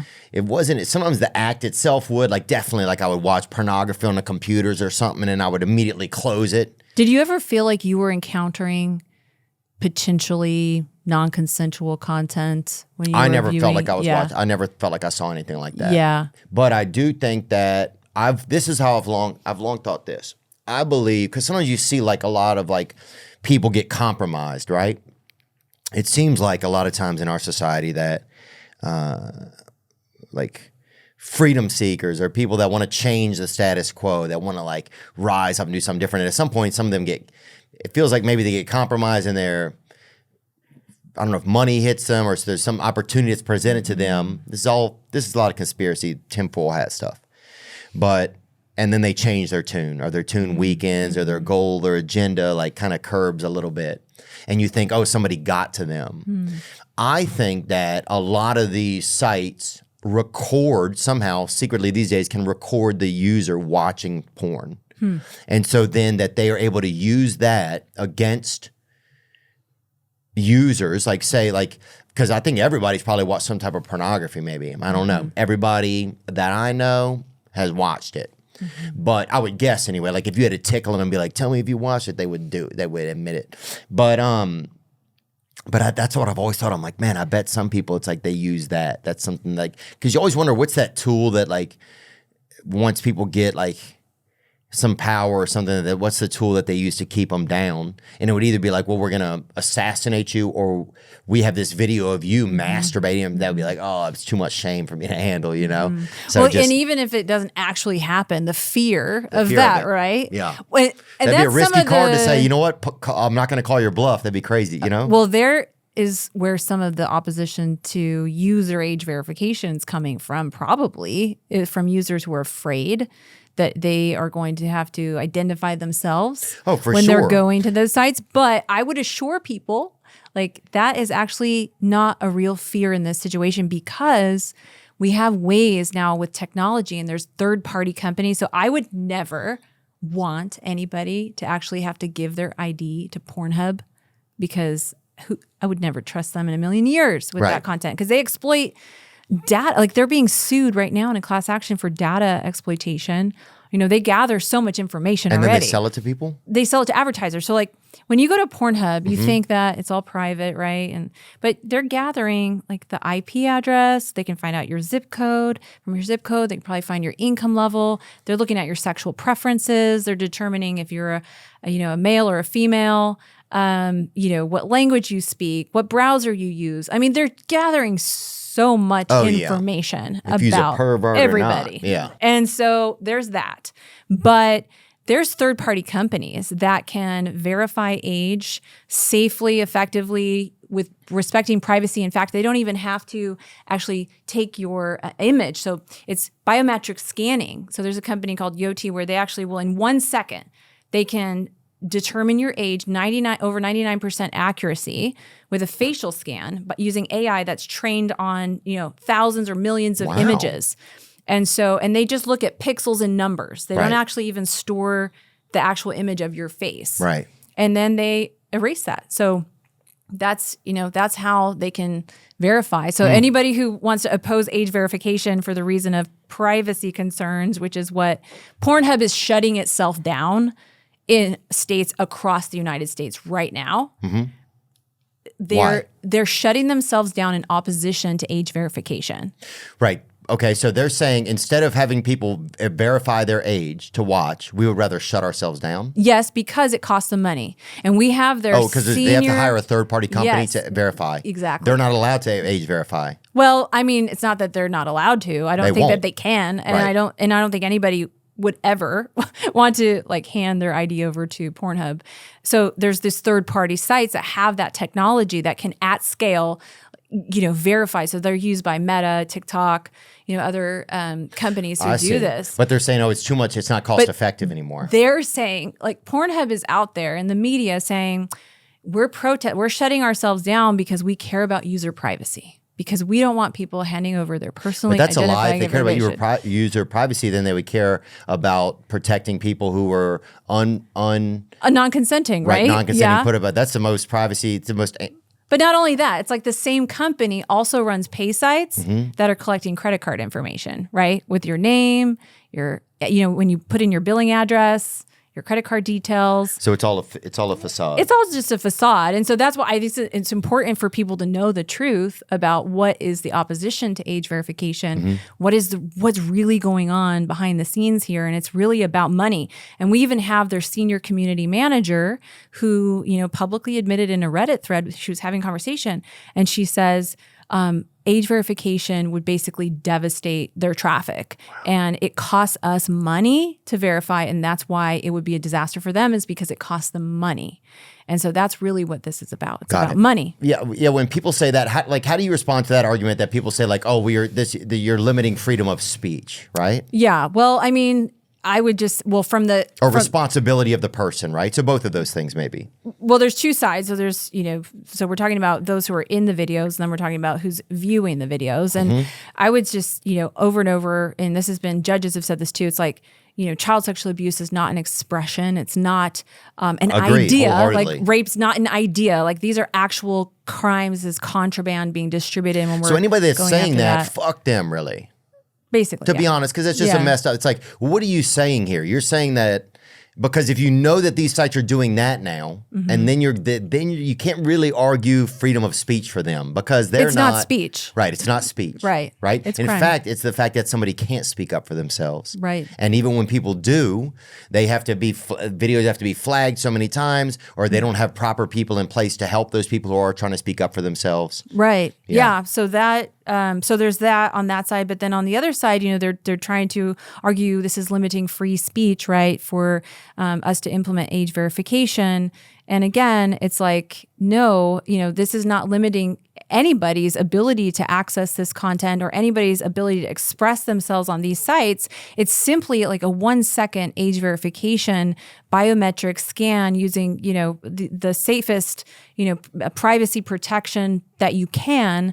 And it's no different than if you go into a physical store and they're selling alcohol, or right, and then the bartender would do like look at you and determine, do I think that they're of age or not? Let me see your ID. Take a moment, make Okay. sure you're an adult, and on your way. Like that doesn't restrict somebody's ability to get what they want. They still can go in the bar and they can get the alcohol. Anybody can still go to a porn site and access porn if they want to. They just have to take these few steps in between. Right. And it helps keep it out of the hands of children. If a kid gets on there also too, a lot of times the fear of something, you get on something like 18 or older, you have to verify yourself. As a kid, I remember if you even would have clicked something like that and then it opens to another page, you get so scared sometimes you close it down. You know, Yeah. you'd be like, oh my God, they're gonna know, my dad's gonna, there was a lot of that kind of fear. But now there's just like the Are You 18 click-through button. They didn't even have that. Right. In 2020. Finally, now if you're like on a mobile device, it'll be like, are you 18? And then you could just click yes. But some of them now have a it thing where you doesn't- have to have identification. Right. What state level government are doing the best to help support the battle against, I guess, porn or dirty porn, or Like illegal content. Illegal like content. The illegal. and then porn in general. Because Yeah. at some point it becomes also, it can be a moral or ethical, I don't know if ethical, it could be a moral choice for a population at a certain point. Do we want to continue to consume this? Yeah. I mean, from my perspective, I think that we could come into agreement about children. Like, I think that could be pretty easy. Yeah, I think that's easily done. I think Yeah. that's true. It's just obviously some people don't care. So, yeah, the states that are doing the best to protect kids from access, I would probably say, I mean, the one that's just kind of taking up the fight is Texas. Like, they're in the ring, right? They're at the Supreme Court trying to battle this out with the big porn companies and to implement age verification. So I think, but there's multiple other states. And I would just say, like, this is bipartisan. So there's people from both parties that are in agreement that kids should not be accessing online porn. Right. That's true. And then on the other side of the screen, I mean, we've had several bills that have been introduced in the United States since 2020 that would require age and consent verification. But they didn't pass. There's efforts in the UK, there's efforts in Canada, because this isn't just a US issue, right? Right. But why aren't they passing? More than a dozen states have passed new laws that led to restrictions on pornography. Now the Supreme Court will weigh in, right? Yeah. Yeah, you mentioned that, right? This is, but Yeah. what's But we need the other side too. Like, we need our government not just to implement age verification for users, but also for those who were in the videos. Right. And that just, but here's the But has thing. that bill gone to them before and they didn't pass it? It just didn't. It kind of, was attached it was to at other the end of. It was like at the end of a session, and then Right. it kind of died, and then you have to reintroduce it. But here's the thing: Mm-hmm. we don't really have to enact that law in order to rein in these big porn companies, because we have laws that govern studio-produced porn, like the brick and mortar, Porn Valley. Pornography has always been highly regulated, and they've abided by those regulations. Like, one of them is called USC 2257, and that's been in place since 1988. It's a law? It's a law in the US. It's a crime to distribute or to produce porn if you don't verify the age and consent of those who are in the videos.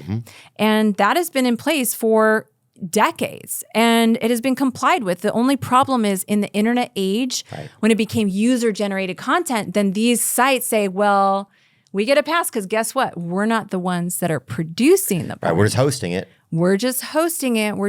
But in the case of Pornhub, they've tried to make that argument. It doesn't really hold, because not only is it about producing, it's also about distributing. It's transferring. And they had that download button on every video where from their servers, they were transferring this content to the devices of millions of people around And the that's world. illegal. I mean, isn't it true if they find child pornography on someone that they can Oh, go just to to jail? possess it. I mean, Right. victims couldn't even possess their own videos of abuse. Like, I had to be meticulously careful. But then too. these sites can transfer so much. Possessing it on their servers is actually It's possession. it's actually illegal, and we now in these 7-Eleven recent to the law. litigation, there's employees who are going back and forth in their messages, going, "I just had to download one of the worst child abuse videos that I've ever witnessed. I need to see a therapist for what I just witnessed. I forgot to delete it.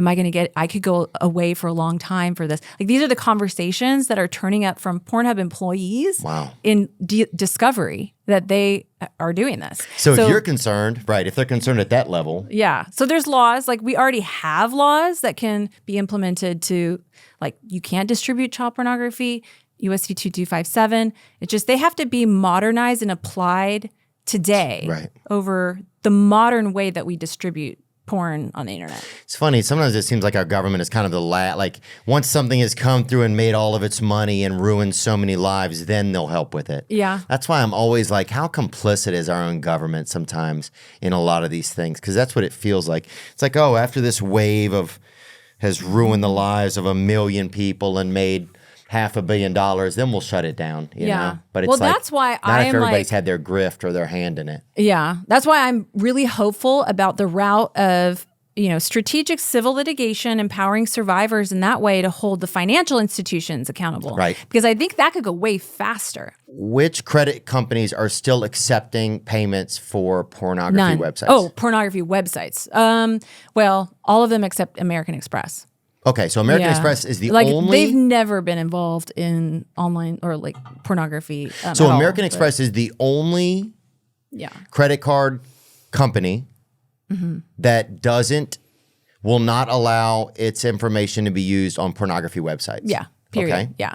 And I'm not suggesting that that has to be the position of like the other credit card companies. No, because- but if they're not going to say that we're not going to verify things. Yeah.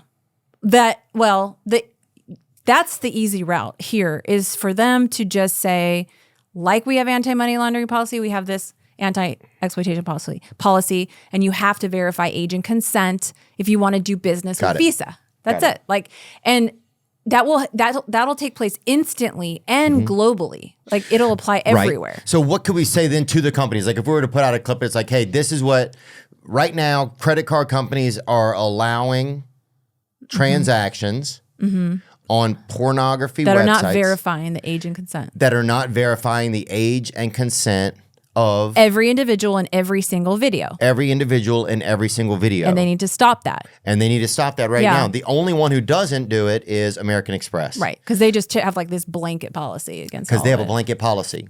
But the other ones, so hypothetically, someone could be watching a pornography video on a website that the user is being coerced or Yeah. trafficked under the influence. A child, minor. Or a child or a minor. And the websites are not verifying that that isn't the case. There's no verification. At the point of upload. So like At the what they point of try to upload. say is, okay, let anybody upload, right? Right. And then later on, you know, if somebody complains, we'll try to take it down quickly. And sometimes, you know, they didn't used to even take it down quickly, right? Or our moderators will view it. But no, before, so this is like prevention because there's that immortalization of trauma, right?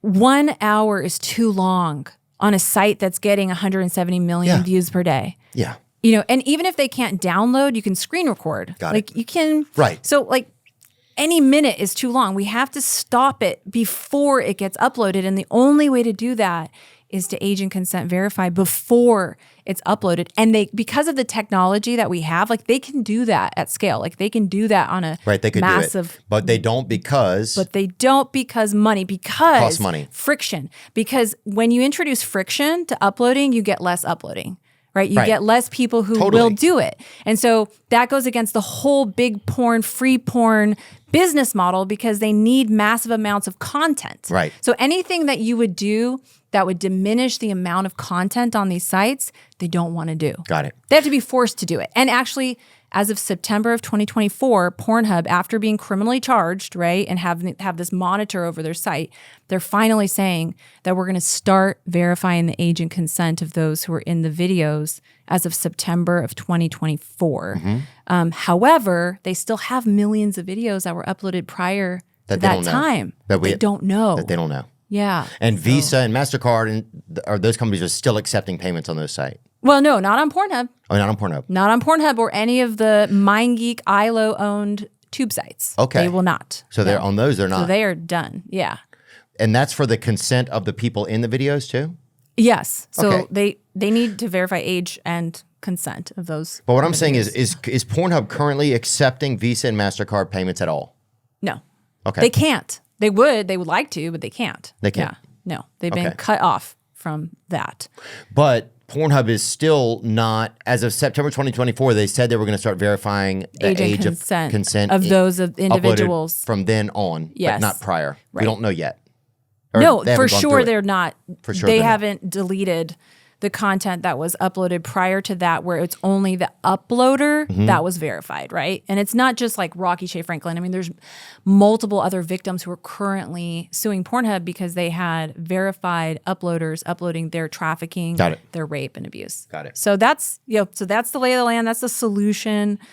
Going forward. And it's a matter of like public pressure. So I believe like this conversation is so valuable to this fight because we're introducing not only the problem to so many people who probably never heard that this was an issue before, but also the solution so that we can pressure those in positions of power to implement the solutions to make the internet a safer place. Right. So who do we pressure though? Like who do I, if I have them in here, Yeah. who do I ask and what do I ask them? Okay, so if you have like the CEO of Visa or MasterCard or the VPs there, that's why do you not have this policy in place? And what will it take to get you there? because The policy of, to say, age and consent verification for every single person and every single video on a user-generated porn site. Like that, it's not going to stop it 100%, Right. but it's going to stop it a lot. Yeah. It's going to really, just help make, like I said, like the internet an actual safer place. Oh, I wish that 15 years So- ago I would open it up and be like, fuck, I can't even get in this thing. I can't even do it. Fuck it. I'm going to go outside. I'm going to go take a walk, or I'm going to go do something. I'm going to Yeah. respond to one of my buddy's text messages that was asking me to go do something. I'm going to go do something positive, more positive for myself. I did a lot of positive things. I'm not saying like, woe is me or anything like that. But when it came to a lot of like relationships and intimacy type shit, I was more like, it was just uncomfortable, and so using pornography was easier. But then that started to kind of like fray like the part of me I think that even cared about building a relationship, because I didn't nurture that part of me at all. Sometimes it didn't even grow. How would it grow if I'm not sitting there, nurturing it or paying attention to it? Yeah. The only part of just that dopamine freaking, my dopamine thing was just leaking or whatever, because I'm just sitting there just watching all this Slurp Lord stuff on there. It's just trash. It's just, but anyway, whatever. Dear God, I Well, need some one of the help. things that's also gotta get happening some is not help. just like intimacy and relational issues. Yeah. Because that happens, right? Oh, yeah, dude. But it's also young men are having kind of an epidemic of what they call porn-induced erectile dysfunction. Oh, yeah. PED. And PIED, where so there was a study in Canada, and it was in the Journal of Sexual Medicine, and they had found a third of young men between 16 and 21 had issues with porn-induced erectile dysfunction. Oh, yeah, buddy. And they're young. Yeah, well, it's heartbreaking. And then that creates a ton of shame. And a lot of that's just nervous energy. And then here's the thing. If you get used to watching porn, then you finally are in an instance with a woman, or is there some sexual activity or whatever. It's so foreign to whatever. The part of your brain that watches a screen and the part of your brain that engages with someone are two, I don't know this for a fact, but to me it feels like two totally different parts. One of them is very active and feels very visceral and real, and one of them feels very passive and transactional almost in a way. Like, I'm going to give this my attention and I'm going to get some reward out of it. But that's all this is. Whereas over here, this is a field of communication and connection. Right. So yeah, I wanted to watch this right here. Watching pornography, this is from Neuroscience News. Watching pornography rewires the brain to a more juvenile state. That's interesting. Pornography has existed throughout recorded history. I'd love to get someone to come in and talk about just the whole history of it. Hundreds of... At the bottom here, we have the impact. Okay. In the long term, pornography seems to create sexual dysfunctions, especially the inability to achieve erection or orgasm with a real life partner. Marital quality and commitment to one's romantic partner also appear to be compromised.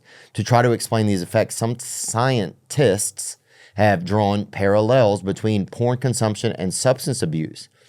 Through evolutionary design, the brain is wired to respond to sexual stimulation with surges of dopamine. So if you get sexually stimulated, your brain gives dopamine. And that makes sense because we're creatures that are supposed to reproduce, right? And have attraction. So this neurotransmitter, most often associated with reward anticipation, also acts to program memories and information into the brain. This adaptation means that when the body requires something like food or sex, the brain remembers where to return to experience the same pleasure. Instead of turning to a romantic partner for sexual gratification or fulfillment, habituated porn users instinctively reach for their phones and laptops when desire comes calling. Furthermore, unnaturally strong explosions of reward and pleasure evoke unnaturally strong degrees of habituation in the brain. Dang. That's wild. I could definitely see that. Yeah, and then it's like, and then you feel ashamed, you know? Like, what parent wants to go and talk to their son and wish him good night if he's been masturbating? I'm sure that's a weird thing. You know what I'm saying? Like, I don't know what that's like, but I'm sure that there's some shame there. It's like, Yeah. Well, that's where I think that one of the important things that we can do is create like actually shame-free zones where kids like the kitchen or could- whatever. I don't know. I mean, like your household, right? Like, Oh, I see what you're I saying. mean, Oh, okay. you know, like where you can feel like you're in a relationship that is safe to talk about the things that you would feel ashamed talking about. Oh, yeah. You know, because then you don't just stuff it down. Well, that's what recovery meetings. That's one thing that's why I think 12-step meetings are great, because it's like, and if people are wondering, well, how do I get into this meeting? There's slaa.org, I think it's called, if you want to look at that up next and see. But you can also look up SLAA online, and that's just, you can find meetings. And then once you get into a meeting, you can talk to people. Now you're not a weirdo. Now you get in a program, you kind of get some things organized. You create basically a set of principles for yourself, and then you have a new kind of design for living. I wonder too, though, like in all of this and the recovery and all of the ways that you can help yourself and people who are struggling with this, you know, does hearing this truth about the victims who are on the other side of the screen. I've had numerous people and men and women who have struggled with compulsive porn addiction that they didn't want, but they couldn't like kick it. They just really struggled with it. And when they heard about the victims who could be behind that screen on these sites, right, which is the primary way that porn is distributed today, they felt like it finally gave them the like fortitude or the motivation to just be like, I don't want to participate in somebody else's trauma. Like, I don't want to participate in their suffering. I don't want to give money. I don't want to give clicks and views to a big porn corporation who's making a living off of the devastation of real victims' lives. And that is actually what gave them the, I guess, like the ammunition to just finally like be like, no, like I'm not gonna do that. Yeah, what were some? Well, I certainly think you're right, though. It's like I have some friends that work in porn and that sort of thing, and it's not like, I don't think what they're doing is bad. I don't think that for me, porn isn't good, right? It hasn't been a tool that I used properly or whatever, and I don't think it's good for me, right? It may be good for some people, it might be good for them.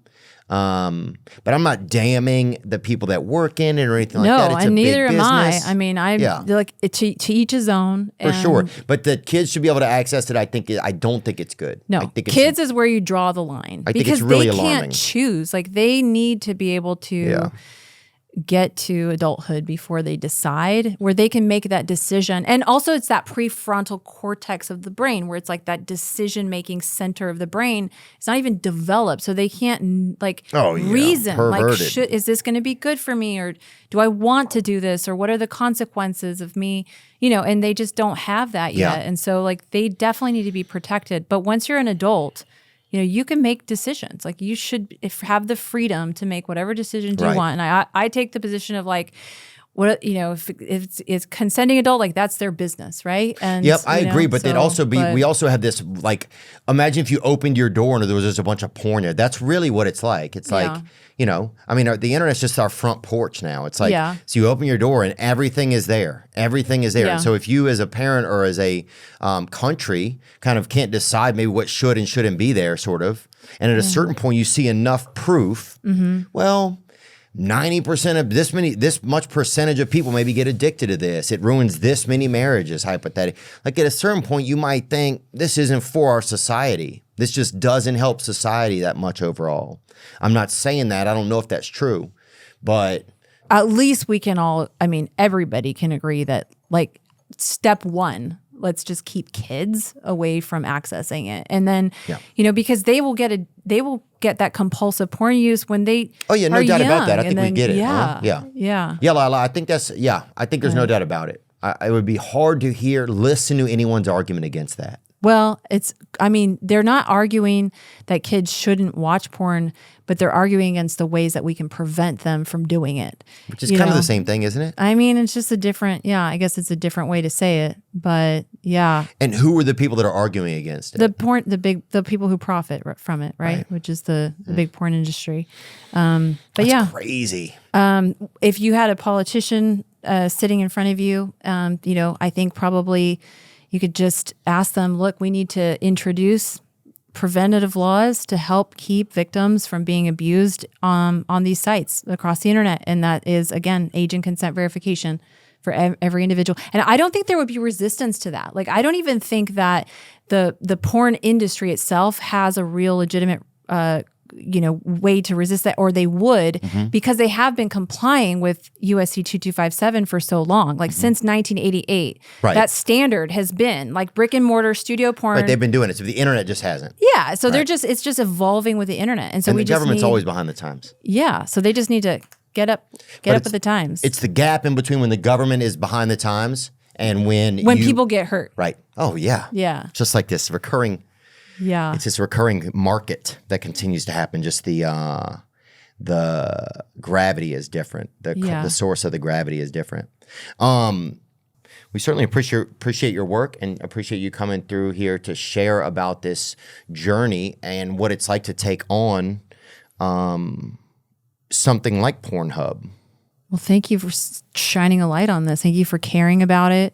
Thank you for talking about it. Thank you for being vulnerable about your own journey. Oh yeah, well. I think all I am is just a fucking mule for my own bullshit at this point, or mule for my own problems. I mean, I think it's so valuable because I think that it helps like normalize that conversation so that people can actually feel like they can talk about it and get help if they want to get help. I think. Well, I've been in a relationship one time. I was just like, I'd watch pornography instead of hook up with my girlfriend or have some sort of intimacy with my girlfriend. And I feel horrible about that years later, I just didn't have, I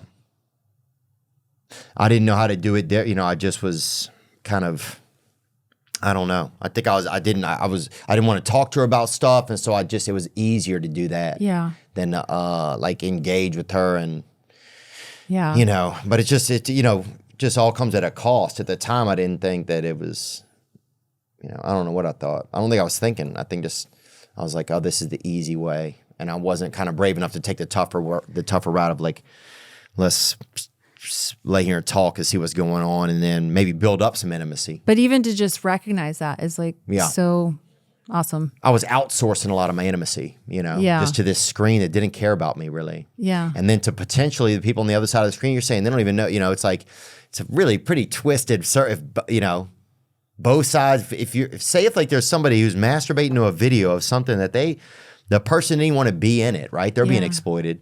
This person's doing it just because out of addiction or shame, or addiction. They're stuck in this cycle that this is how they do to make themselves feel okay. Then you basically have this exploitation cycle. Yeah, neither one of them wants to be doing anything that they're doing. And it's just this magnet of lack of freedom here and lack of freedom here. Because they're doing what they don't want to do, and they're being forced to do. They're being exploited here. Their freedom is being taken away. They're just like, we need freedom on both sides, right? Yeah, it's interesting. I mean, being alive is it's a journey. But yeah, thanks for coming and sharing some of that information with us. Thank you. Yeah, and also if you like pornography and you can use it in a way that's okay for you, then that's your world too. I don't want everything to be a Debbie Downer that everything is horrible and this and that. We're not looking at that. If you can casually jerk off or whatever, or touch your body or whatever, then that's good for you, But I think this is when it maybe gets out of control. And then at certain ages, people look at pornography differently too, I think, I think when you're 17 or something, you're like just, you're just freaking rabbiting around the town. You can, you're not even thinking about a bigger picture of things. Literally not thinking because they don't have that reasoning center developed till you're like mid-20s. Oh, you're just freaking serving jerk chicken all around town anyway. But what can people do to help support? Yeah, well, so easy thing they can do is sign the petition, right? Which is traffickinghubpetition.com. They can read the book Takedown. 100% of all author proceeds from that are donated to the Justice Defense Fund to support victims in their pursuit of justice and healing. Amen. And the book, it's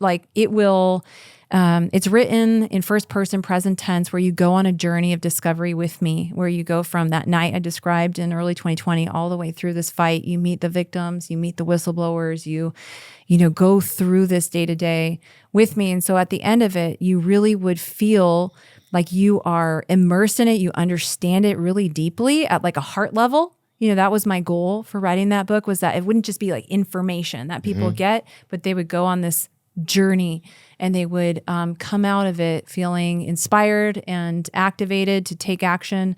And on that note, like they could join Team Takedown. We've created Team Takedown. And so you can go to takedownbook.com and you can join there. And all of that. So yeah, we're going to Cool. just keep at it until justice fully prevails. Yeah. Yeah, and it's, you know, it's like, yeah, once you start to put the light on something, it grows, you know? And that's such a nice gift that you gave us here. The truth is like a lion. Let it loose. It will defend itself. St. Augustine. That's really cool. Take down Inside the Fight to Shut Down Pornhub. Thank you so much for your time today. I really appreciate it. Thank you so much for having me. It was really an honor. Now You bet. I'm just floating on the breeze, and I feel I'm falling like these leaves. I must be